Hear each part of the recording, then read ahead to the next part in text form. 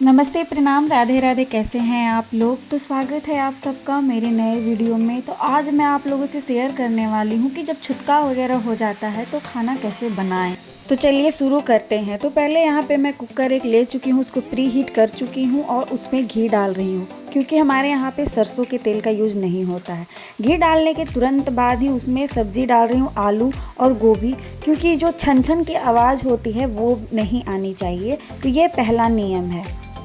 उसके बाद मैं यहाँ पे डाल रही हूँ हरी मिर्च, शिमला मिर्च, मटर और टमाटर कटे हुए। तो जिनको नहीं पता है कि छुतका क्या होता है, तो जब किसी के घर में डेथ हो जाती है तो उसी में हम लोग 9 दिनों तक इस तरीके का खाना बनाते हैं, इसी को छुतका बोलते हैं।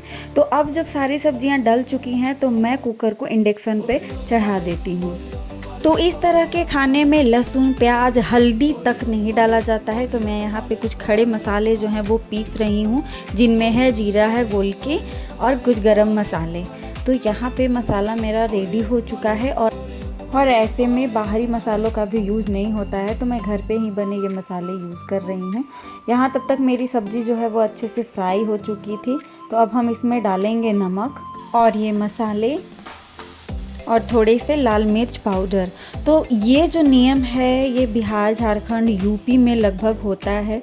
मुझे बाकी जगहों का नहीं पता, मैं इधर के ही एरिया से बिलोंग करती हूँ। तो हमारे यहाँ जब किसी की डेथ हो जाती है तो 9 दिनों तक इसी तरह का खाना बनता है और 10वां दिन जो होता है वो 10वां मनाया जाता है। तो 10वें के दिन से फिर सारी चीज़ें अच्छे से बनने लगती है प्रॉपर तरीके से। तो आपके मन में ये सवाल हो सकता है कि मैं इस तरह के खाना क्यों बना रही हूँ। तो अभी कुछ दिनों पहले मेरे ससुराल साइड में गांव में एक बूढ़ी दादी थी, जिनकी उम्र 101 साल हो गई थी। उनकी डेथ हो चुकी है। तो इस वजह से हालांकि हम दूर रहते हैं, लेकिन हम सारे नियम को मानते हैं और उसी तरीके से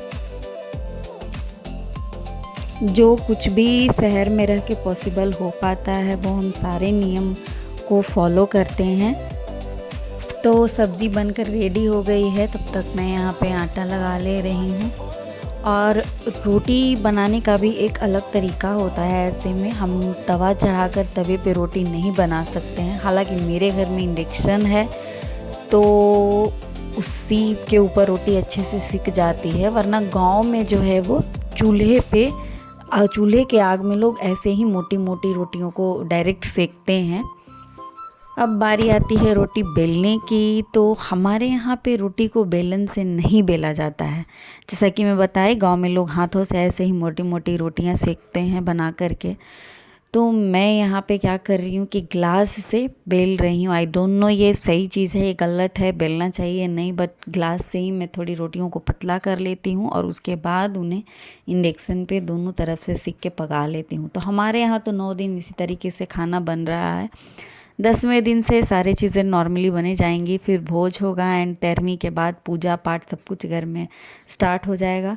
क्योंकि 13वीं के पहले तक बहुत सारे नियम ऐसे होते हैं, साफ़ सफाई सब कुछ बिल्कुल दिवाली की तरह। तो ये हमारा था छुतका टाइम का वीडियो। जो अगर आपको अच्छा लगता है तो लाइक कीजिए, चैनल को सब्सक्राइब कर दीजिएगा और कमेंट में बताइएगा कि आपके घर में इस टाइम पे किस किस तरह के नियम होते हैं, किस तरह से खाना बनता है। बाय बाय, टेक केयर, मिलते हैं नेक्स्ट वीडियो में।